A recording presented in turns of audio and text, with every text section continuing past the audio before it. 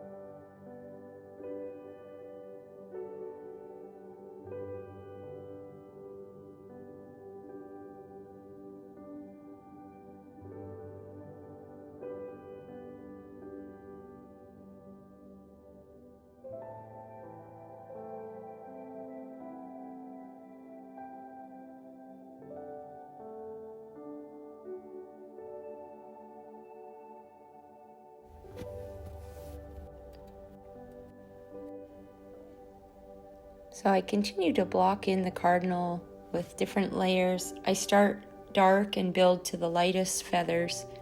And in this video, I really like to show how I do that and really make sure that my students know how to really show those feathers and how to make them really fluffy and show up great.